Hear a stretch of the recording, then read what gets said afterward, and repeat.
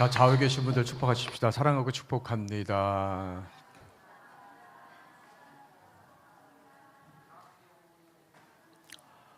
근심 없이 사는 사람은 없어요. 누구나 다 근심하면서 살 수밖에 없습니다. 몸이 아픈 분들은 이제 건강 때문에 근심하고, 사업하시는 분들은 잘 돼도 근심하고 안 돼도 근심하고, 자녀가 있는 분들은 자녀가 어리든지 또 장성해서 출가했든지 자녀가 있는 것만으로도 이제 근심합니다. 또 청년들은 내 미래가 어떻게 될까 또 이제 근심하며 살죠. 오늘 본문에 보면 예수님께서 제자들에게 근심하지 말라고 말씀하십니다. 자, 1절 우리 같이 보십시다. 자, 같이 읽겠습니다. 시작. 너희는 마음에 근심하지 말라. 하나님을 믿으니 또 나를 믿으라.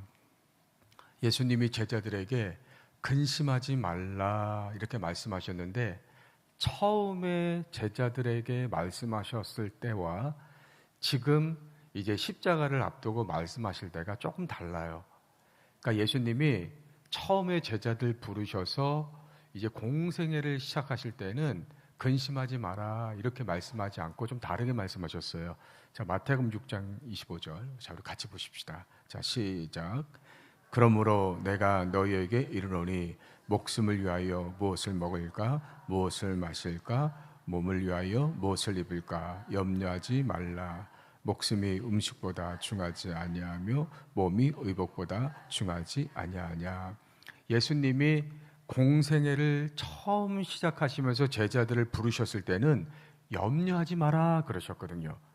근데 이제 공생애를 마치시고 십자가를 앞에 두시고는 염려하지 마라 이게 아니고 근심하지 마라 이렇게 말씀하셨어요. 그러니까 염려하고 근심이 좀 다르다는 거거든요. 자, 어떻게 다른지 좀 보겠습니다. 먼저 염려는 뭐냐면 마음이나 생각이 나뉘어서 불안해하는 상태를 의미하는 거예요. 자, 지금 제자들 앞에 예수님이 계시거든요. 그 예수님이 말씀하시는 걸 듣고 예수님 눈에 보여요. 예수님이 막 기적 일으키시는 것이 눈에 보이거든요.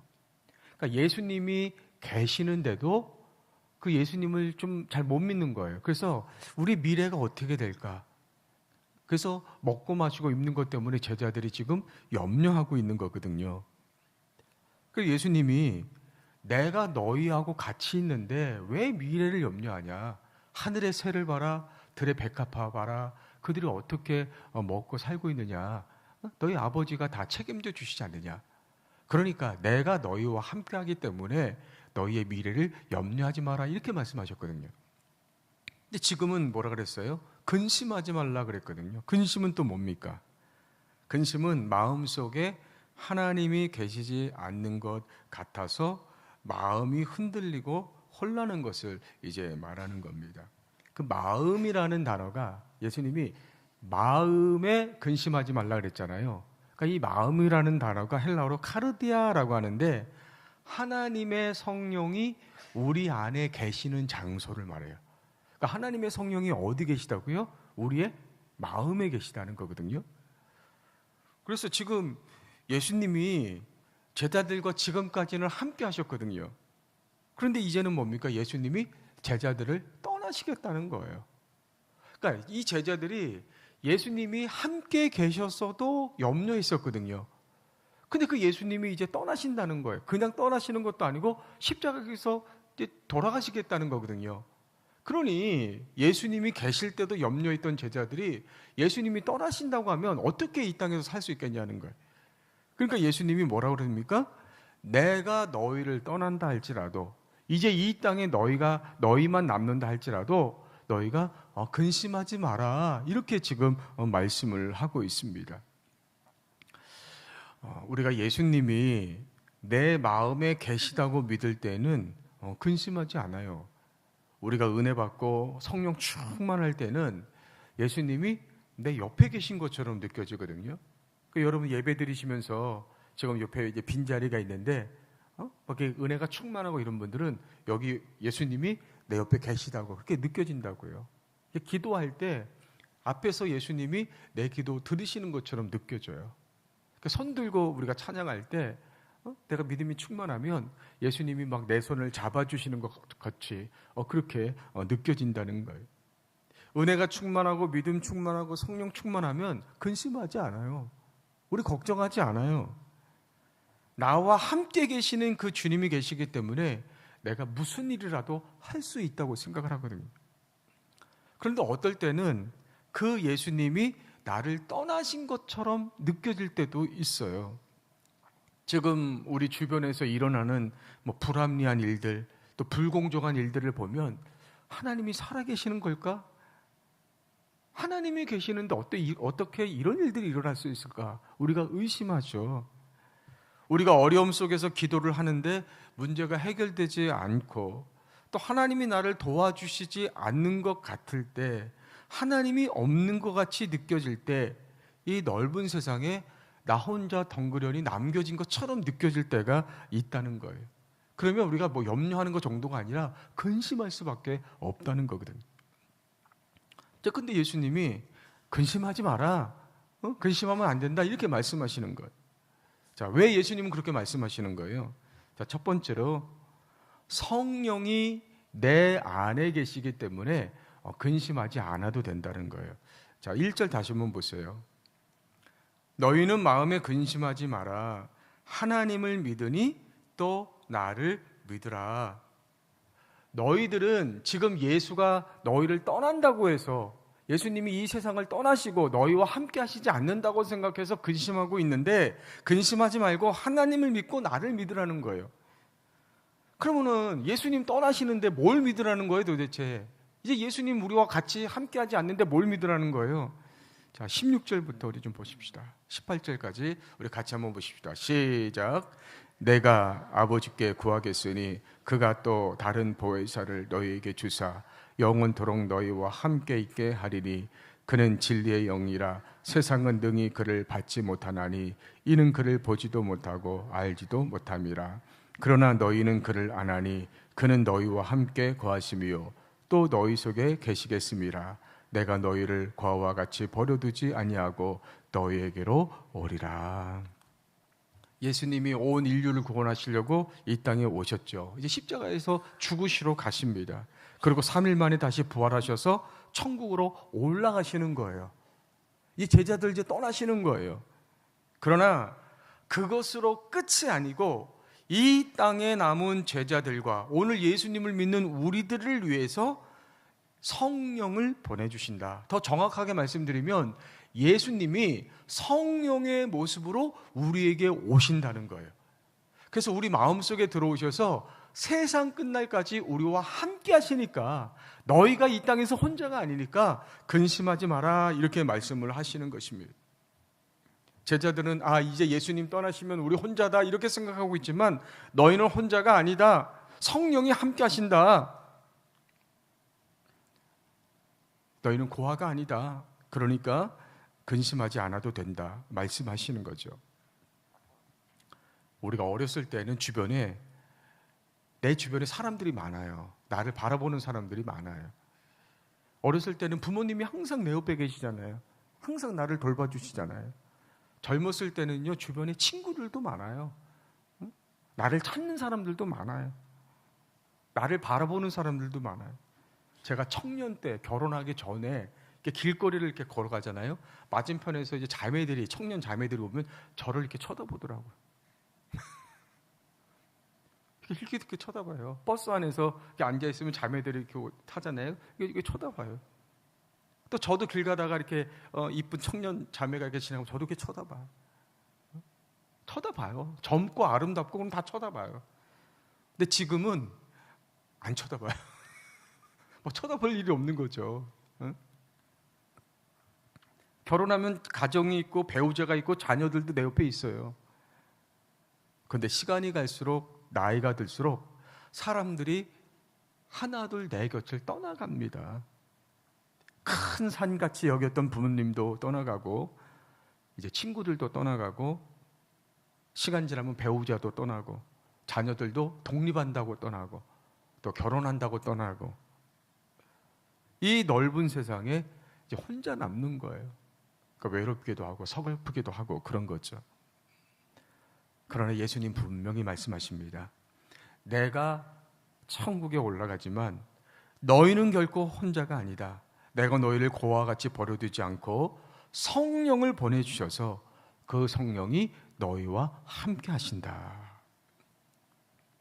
마음이 맞는 사람 한 사람만 내 옆에 있어도 든든하고 외롭지 않은데 나를 사랑하시는 성령님이 내 안에 오셔서 세상 끝날까지 함께 하신다면 그 사람 뭐가 두렵겠어요?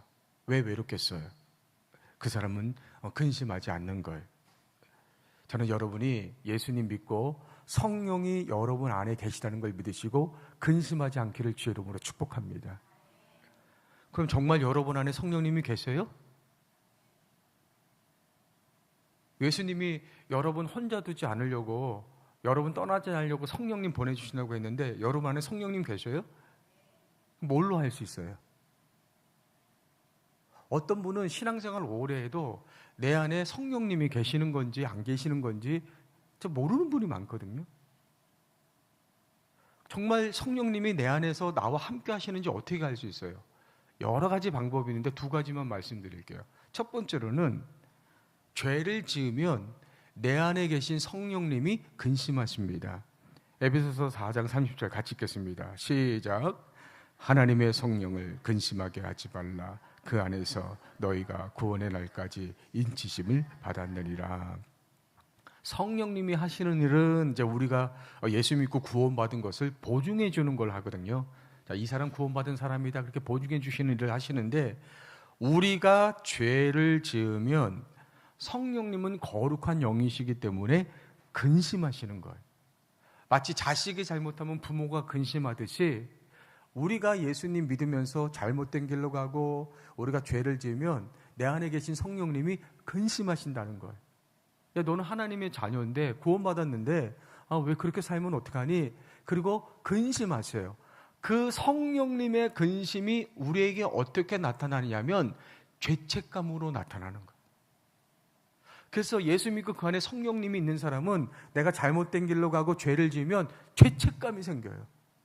내가 이러면 안 되는데, 나 예수 믿는 사람인데, 구원받은 사람인데 내가 왜 이렇게 잘못을 하지? 내가 왜 이렇게 살지? 내가 왜 이런 말을 하지? 그 죄책감은 누가 주시는 겁니까? 내 안에 계시는 성령님이 주시는 거예요. 그래서 그래, 내 안에 성령님 계시지, 내가 이제 그렇게 살면 안 되지. 그래서 회개하는 거거든요. 근데 그 안에 성령님이 계시지 않는 사람은 어떨까요? 죄책감 모르죠. 그러니까 만약에 여러분들이 신앙생활을 오랫동안 하고 계시는데 내가 잘못된 길로 가고 내가 죄를 지으며 사는데 내 마음속에 아무런 죄책감이 느껴지지 않는다, 그냥 당연한 것 같이 느껴진다, 그러면 좀 심각하게 생각해야 돼요, 여러분. 그러니까 다른 거는 괜찮은데 내가 죄를 짓는데도, 내 안에 성령님이 계시는데도 내가 전혀 죄책감이나 이런 내가 회개해야 되겠다 이런 마음이 안 생기면 그거는 정말 심각한 거예요. 그 성령이 안 계시는 것일 수도 있는 거거든요. 그러니까 성령님이 내 안에 계시면 뭐 하신다고요? 근심하신다. 그래서 우리로 하여금 죄책감이 들고 회개하게 만드신다는 거예요. 그러니까 여러분이 혹시 이렇게 생활하시다가 죄책감이 들면 내 안에 성령님이 계시는구나, 성령님이 지금 나에게 근심하시는구나, 그렇게 생각하시면 되는 거예요. 자, 두 번째, 성령님이 계시는 거 어떻게 알 수 있어요? 성령이 하나님의 뜻대로 우리를 인도하신다. 자, 빌립보서 2장 13절 같이 읽습니다. 시작. 너희 안에서 행하시는 이는 하나님이시니 자기의 기쁘신 뜻을 위하여 너희에게 소원을 두고 행하게 하시나니. 우리가 예수님을 믿으면 그 순간 성령이 우리 안에 들어오시거든요. 그러니까 성령님 가만히 계시는 게 아니라 우리를 하나님의 뜻대로 인도하십니다. 우리의 삶을 인도하셔서 우리의 삶을 통해서 하나님의 뜻이 이루어지게 하신다는 거거든요. 그래서 성령님이 내 안에 계신 거는 마치 우리 여자분들이 아이를 임신하는 것하고 같아요. 자, 여자분들이 결혼해서 처음에 아이를 임신하면 어떻습니까? 처음엔 몰라요. 뭐 임신했는지 안 했는지도 몰라요. 그렇죠? 근데 시간이 지나면 어떻게 돼요? 내 안에 그 생명이 생겼다는 증상이 나타나잖아요. 그 여자분들 생리가 일단 중단되고요. 입도 타고 몸이 붓기 시작하고 화장도 잘 안 받고. 결정적으로 나중에는 뭡니까? 내 안에 새 생명이 있다는 것을 내가 알게 되는 거예요. 그렇잖아요. 여자분들은 알잖아요. 저는 잘 모르겠지만. 그러니까 어떻게 해요? 그때부터 내가 말도 조심하게 되고 행동하는 것도 조심하게 되잖아요. 그리고 나중에 이제 배가 이렇게 부르면 뭐예요? 그때는 이제 옆에 있는 사람들도 아는 거예요. 아이고, 축하합니다. 이제 임신하셨군요. 이제 애가 나올 날이 이제 멀지 않았군요. 축하합니다. 내 안에 계신 성령님이 가만히 계시는 게 아니에요. 하나님이 나를 통해서 그 하나님 뜻을 이루어 가시거든요. 우리 삶을 인도하신단 말이에요. 그러니까 처음에는 잘 몰라요. 성령님이 있는 건지도 없는지도 몰라요. 근데 내 믿음이 점점점 성장하게 되면, 성숙해지면, 아, 내 안에 성령님 계시는구나. 성령님이 내 안에서 자꾸 나에게 뭔가를 하라고 하시는구나. 자꾸 나에게 이렇게 믿음의 길로 가라고 하시는구나. 아, 성령님이 자꾸 하나님의 뜻을 이루게 하시는구나. 그걸 알게 되는 거거든요. 그러니까 그 사람이 어떻게, 말이 달라지지 않겠어요? 행동하는 게 달라지지 않겠어요? 그럼 나중에 옆에 있는 사람들이 볼 때에도, 아, 저 사람 교회 다니는 사람 같구나. 저 사람 성령 충만한 사람이구나. 그걸 알게 되는 게 정상 아니겠냐고요.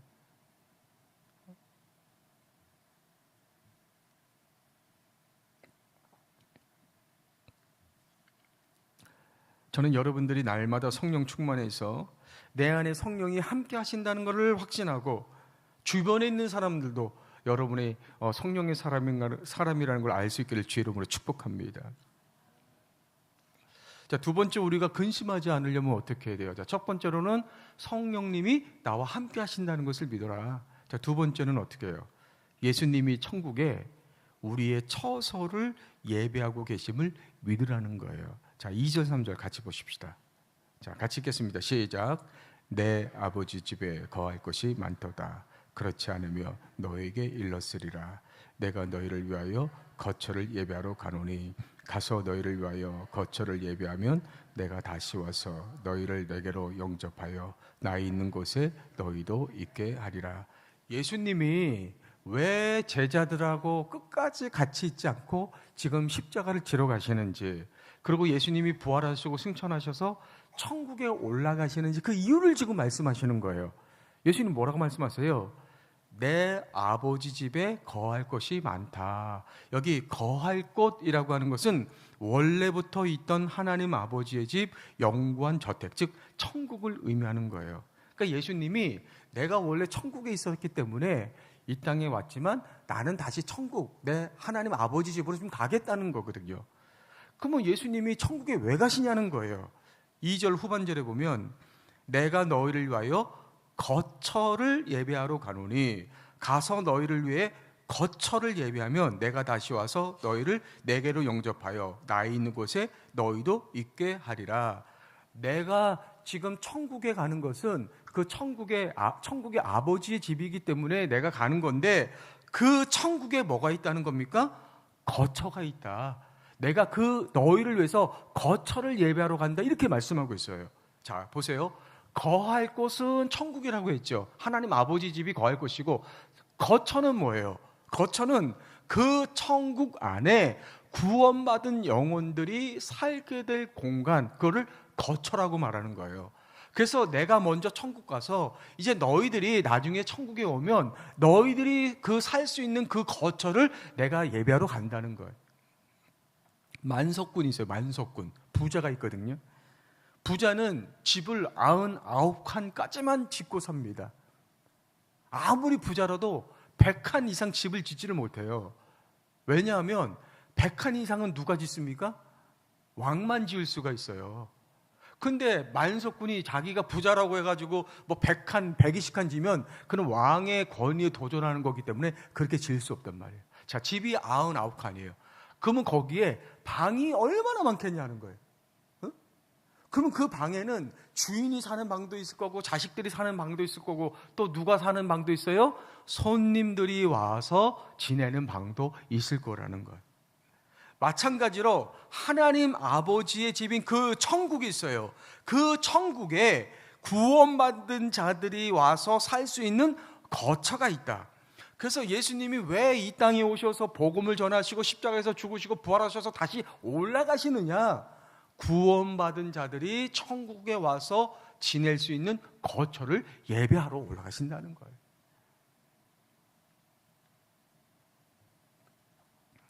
그러므로 우리가 지금 이 땅에 집에서 살고 있지만 이 땅에서 영원히 사는 것이 아니고 우리가 살 집은 어디에 있다는 거예요? 천국에 예수님이 준비하신 거처, 거기서 산다는 거예요. 우리가 여행 가면 호텔에서 며칠 지내고 펜션에서 며칠 지내고 돈 없으면 텐트에서 뭐 며칠 지낼 수는 있어요. 그러나 진짜 집은 따로 있잖아요. 여행 끝나면 진짜 집으로 와야죠. 마찬가지로 지금은 어떤 집에서 살고 있든지 상관없이 우리가 영원히 살게 될 집은 바로 천국에 있는 나의 처소라는 것을 믿으시기 바랍니다. 그거 준비하려고 예수님 가신다는 거예요. 그러면 천국에 나의 처소가 있다, 이걸 내가 믿으면 그 사람은 어떻게 살까요? 자, 첫 번째 볼게요. 그 사람은 천국에 내 집이 있다고 믿는 사람은 죽는 것도 포기해. 자, 히브리서 2장 14절 같이 있습니다. 시작. 또 죽기를 무서워함으로 한평생 매어 종로를 타는 모든 자들을 놓아주려 하심이니. 사람이 죽는 거 두려워해요. 사람은 죽는다고 생각하면 두려워해요. 그래서 어떻게 해서든지 안 죽으려고 발버둥을 쳐요. 값비싼 영양제 사서 먹고 운동하고 몸에 좋은 거 먹고 조심조심하면서 살고 안 죽으려고 해요. 왜? 죽는 게 두려워요. 그래서 뭐라 그랬어요, 성경에? 죽음의 종로로 탄다. 아주 죽음 앞에서 벌벌벌 떨어요. 내가 죽을까 봐. 여러분, 죽는 게 왜 두렵습니까? 천국이 있다는 걸 못 믿으니까 두려운 거예요. 내가 죽었을 때 어떻게 되지? 죽는 것으로 끝나는 건가? 뭐 어떤 다른 세계가 있는 건가? 혹시 내가 지옥 가는 게 아닌가? 우리가 죽어보지를 못했거든요. 또 누가 얘기해 주지를 않아요. 먼저 죽으신 분들이 죽으면 이렇게 된다고 우리에게 가르쳐 주지를 못하거든요. 그러니 알 수가 있어야죠. 그러니 두려운 거예요. 근데 뭐라고 말씀하십니까? 두려워하지 마라. 오히려 너희들이 죽는 게 복이다. 왜? 죽으면 너희를 위해 예비한 천국이 있다. 천국이 간다는 거예요. 여러분들이 평생 전셋집, 월세집 살다가 이제 드디어 내 집을 이렇게 마련했거든요. 내 집 장만했어요. 내일이면 이사 가는데, 아유, 내가 살던 이 전셋집, 월세집, 아유, 내가 그냥 여기서 계속 살까? 그 미련이 남겠습니까? 아니, 하루 더 빨리 이사 가야죠. 더 좋은 곳이 있는데. 천국을 알지 못하는 사람은 이 세상에 집착하는 거예요. 이 세상이 단 줄 아는 거거든요. 그러니까 이 세상에서 사는데 그냥 죽을까 봐 겁나고, 조금 가난하면 어떻게 그냥 그것 때문에 겁나고. 그러나 우리 주님이 나를 위해서 그 천국의 나의 거처를 예비하신 걸 믿는 사람은 두려울 일이 없죠. 아니, 오히려 빨리 천국 가고 싶지 않겠어요? 그래서 사도 바울이 뭐라 그랬어요? 나는 빨리 죽었으면 좋겠다. 나는 빨리 죽어서 천국 갔으면 좋겠다. 왜? 바울이 천국을 경험했잖아요. 고린도후서 12장에서. 내가 3층 그 하늘을 가봤다. 천국 가봤다. 천국 가보니까 우리 주님이 나를 위해서 예배해 놓으신 그 거처가 어떤 곳이 봤잖아요. 그러니까 난 빨리 죽고 싶다는 거예요. 그런데 내가 죽을 수 없다. 왜? 이 땅에 아직 예수 믿지 않는 영혼들이 있기 때문에 복음을 전해야 되는 사명 때문에 내가 죽을 수가 없다는 거예요. 그 바울은 사명 때문에 이 땅에 살고 있지만 마음은 어디에 있는 거예요? 항상 천국에 있는 거죠.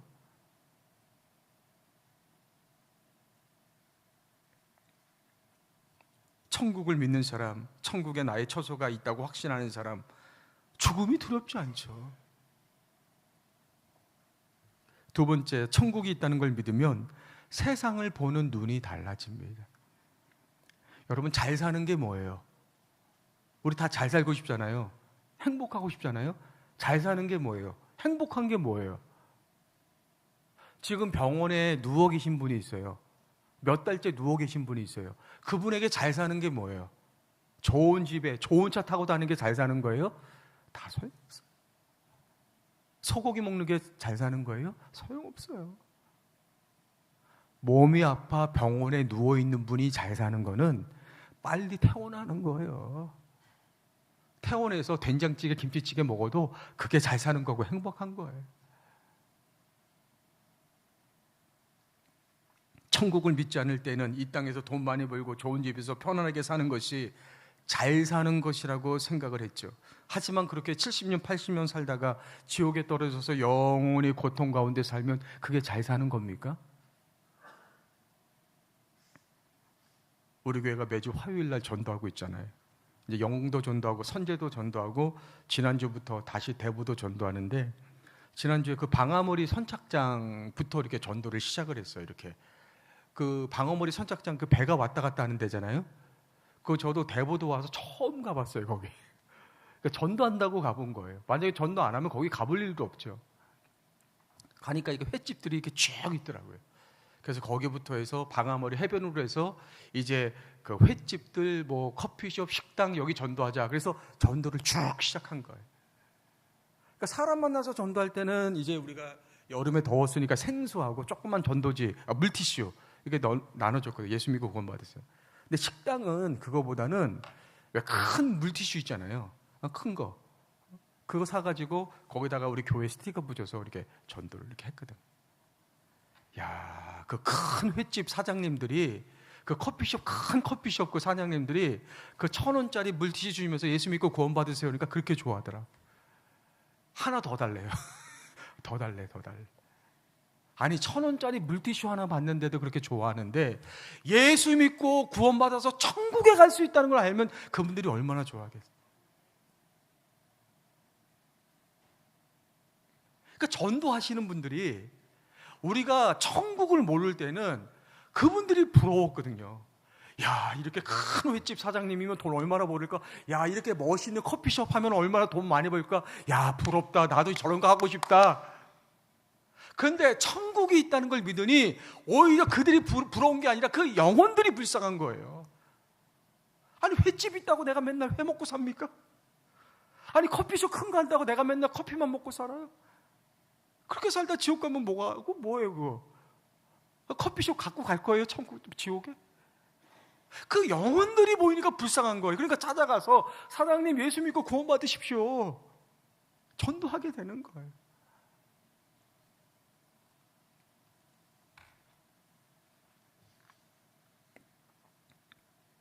하루를 살아도 믿음으로 살다가 내 하나님 아버지 계신 천국에서 영생 복락을 누리는 것이 잘 사는 것이라는 것을 믿으시기를 바랍니다. 그러니까 천국 믿으면 세상 보는 눈이 달라지는 거예요. 벌써.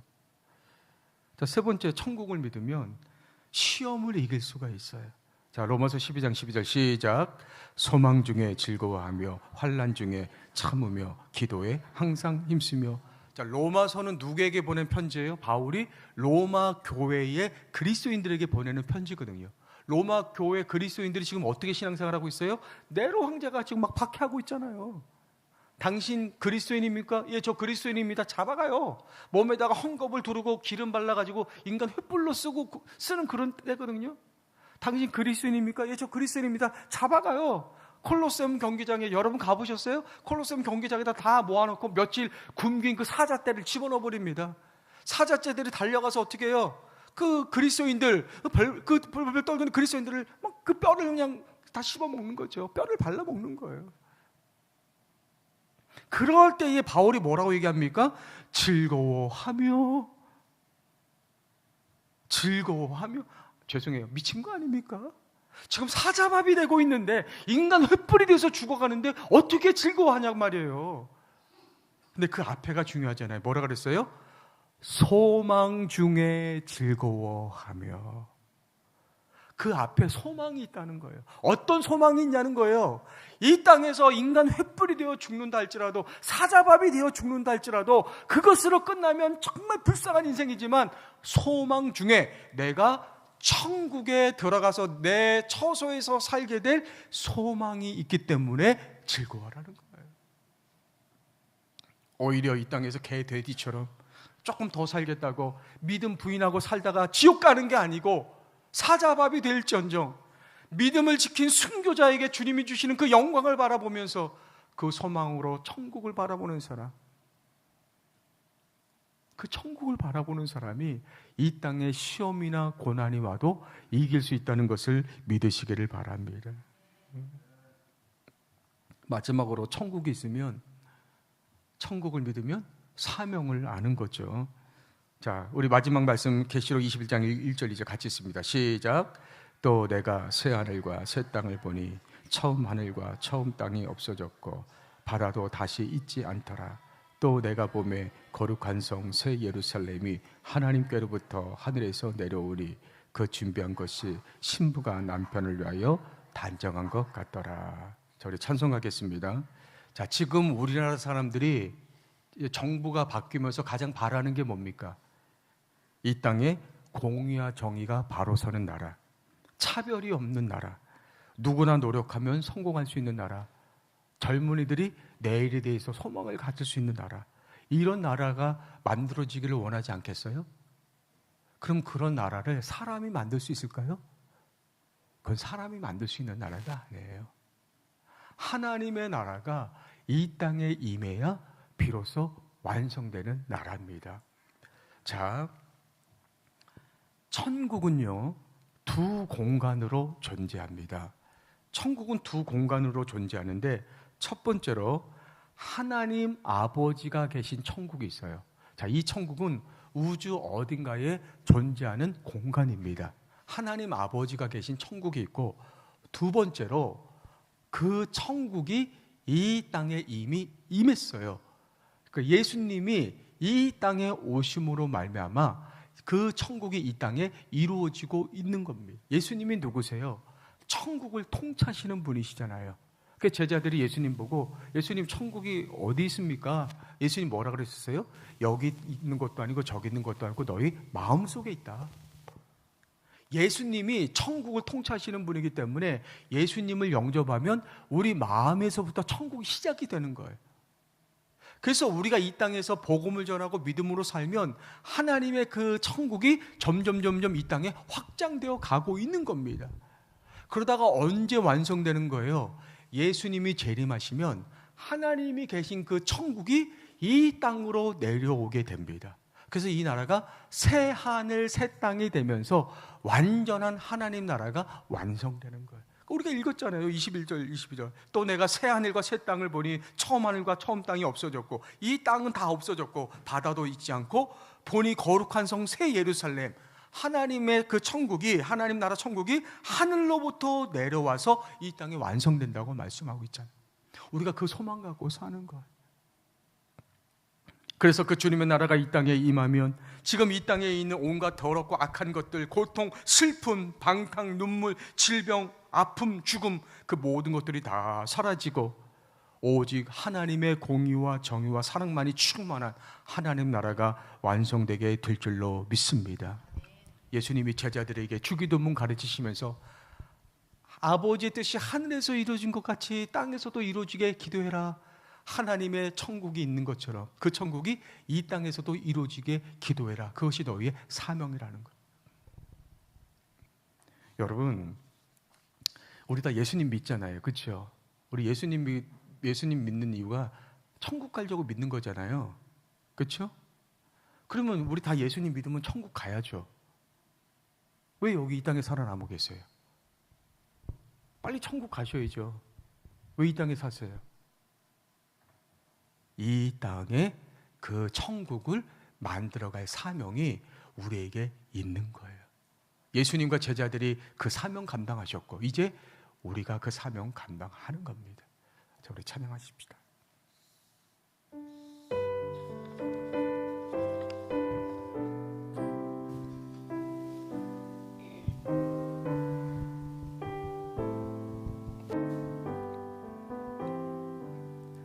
저 멀리 배는 나의 시온성 거룩한 곳 아버지지 내 사모하는 집에 가고자 한밤을 새웠네 저 망망한 바다 위에 이 몸이 상할지라도 오늘은 이곳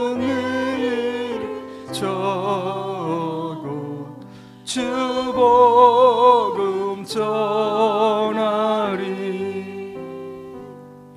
아득한 나의 갈 길 다가고 저 동산에서 편히 쉴 듯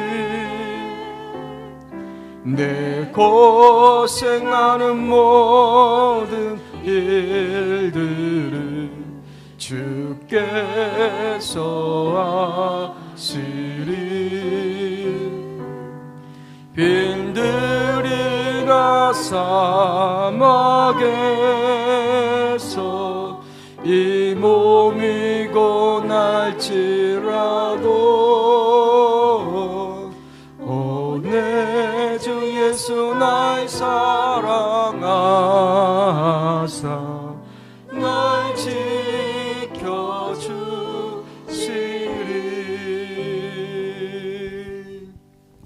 예수님이 이 땅에 계셔도 염려했는데 예수님 떠나시면 어떻게 이 땅에서 살 수가 있겠습니까? 그러나 내가 성령을 보내줄 것이다. 성령이 너희와 세상 끝날까지 함께 하겠다고 약속해 주신 주님 감사를 드립니다. 이제 성령님과 동행하는 삶을 살게 하시고 우리 예수님 나를 위해 천국에 내가 갈 그 처소를 예배하고 계시오리. 이제 이 땅에 소망을 두는 것이 아니라 그 천국에 소망을 두며 살아갈 수 있도록 축복해 주옵소서. 예수 그리스도의 이름으로 간절히 기도하옵나이다. 아멘. 자, 교회 소식 전해드리겠습니다. 주보 보시면 되겠습니다. 일본 화요전도 매주 화요일 오후 3시에 교회에서 출발하고요. 9월과 10월에는 대부도 전도하도록 하겠습니다. 감성군 봉투에 전도 물품 헌금해 주시면 전도지 또 전도 물품 구입에 사용하도록 하겠습니다. 이번 속회별 신방이 진행되고 있습니다. 17일 영속, 18일 상동속, 19일 신당 일속 하겠습니다. 우리 실업인분들 신방 받으실 분들은 저에게 말씀해 주시면 제가 준비해서 신방하도록 하겠습니다. 3번 지방교육부 주관 워클레시아 찬양팀 초청 다음 세대를 위한 찬양 예배 20일 토요일 오후 5시에 안산 서부교회에서 있습니다. 예전에 우리 어른들을 위해서 옹기장이 찬양팀이 와서 공연했었잖아요. 이번에는 이제 다음 세대를 위해서 이제 찬양팀이 와서 예배를 드립니다. 관심 있는 분들 또 같이 가셔서 은혜 받으셔도 되겠습니다. 4번 추수감사절 전교인 찬양 축제가 11월 16일 오전 11시에 예배 드리고 그다음에 있습니다. 속회별 개인별로 찬양 율동 연주 등 여러분 재능을 가지고 준비하시면 되겠습니다. 5번 수요 예배 반주자 부임 수요 예배 반주자님이 수고하셨다가 일산으로 이사를 가셨어요. 그래서 거리가 너무 멀어서 더 이상 하실 수가 없어서 지난 수요일부터 장효진 집사님 이제 시흥에 사시는 분인데 지난주부터 반주로 지금 이제 섬기고 계십니다. 6번 매주 토요일 오후 1시 반부터 교회 청소와 중보기도회가 있습니다. 여러분 누구나 오실 수가 있으니까 다 참여하셔서 같이 동참해 주시기 바라겠습니다. 다 같이 일어나셔서 여러분들이 들으신 예물 봉헌하겠습니다.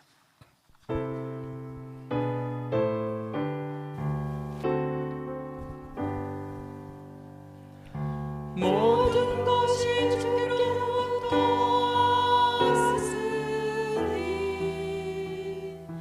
이를 주께 드리나이다.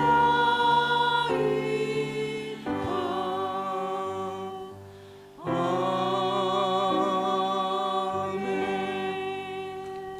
복의 근원이 되신 주님 은혜에 감사해서 귀한 예물 올려드립니다. 예물 속에 수고와 땀과 헌신과 믿음이 담겨 있사오니 기쁘게 받으시고 예물이 쓰여질 때 전라북도 승리교회, 캄보디아, 이집트 난민학교 잘 전달돼서 많은 영혼이 구원될 수 있도록 역사에 주시옵소서. 정성껏 믿음을 올려드렸사오니 그 손길 기억하시고 이제 성도님들이 하시는 일에 복을 주시고 또 기도 제목이 응답되고 아직 주님을 알지 못하는 가족과 자녀들이 다 예수 믿고 구원받을 수 있도록 축복해 주시옵소서. 지금도 병상에 있는 성도들이 많이 있습니다. 찾아가 주시고 그분들의 질병을 다 치유해 주셔서 다음 주에는 건강한 모습으로 함께 예배할 수 있도록 역사에 주시옵소서. 우리 사랑하는 자녀들과 손주들 주님 주신 재능 잘 개발해서 세계적으로 쓰임받는 믿음의 자녀들이 되게 하여 주시옵소서. 감사하며 예수 그리스도 이름으로 간절히 축복하며 기도하옵나이다. 아멘. 여러분들 파송하며 파손 찬송 올려드리겠습니다.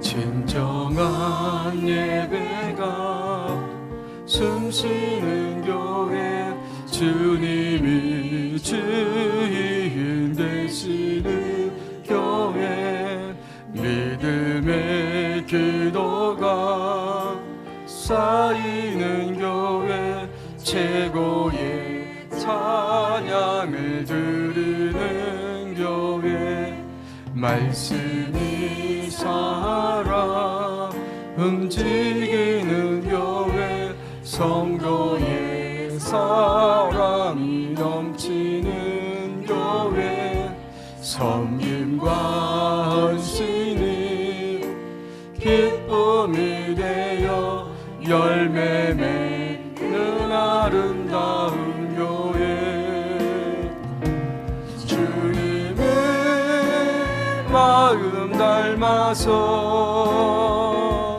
이웃을 사랑하는 교회, 주님의 영광을 위해서 빛 대신 주님 전하는 교회, 사랑의 불꽃이 활짝 피어나 날마다 사랑에 빠지는 교회, 주께서 사랑하는 우리 교회가 이런 교회 되게 하소서. 주님의 마음 닮아서, 주님의 마음 닮아서 이웃을 사랑하는 교회, 주님의 영광을 위해서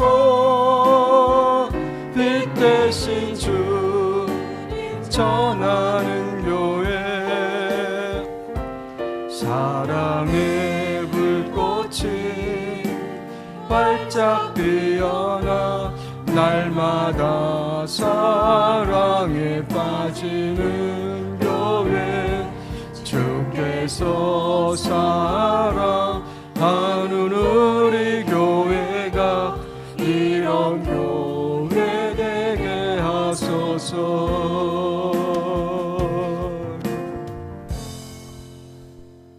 이제는 우리 주 예수 그리스도의 은혜와 아버지 하나님의 영원하신 사랑하심과 성령님의 동행하시고 역사하신 은혜가 내 안에 성령님 함께 하심을 확신하고 이제 하나님 나라가 이 땅에 이루어지는 사명을 감당하기로 결단하는 우리 사랑하는 대부교회 모든 성도님들 머리 위에, 이분들의 가정과 하시는 일들과 사랑하는 자녀들 미래 위에 이제부터 영원토록 함께 하시기를 간절히 축원하옵나이다. 아멘.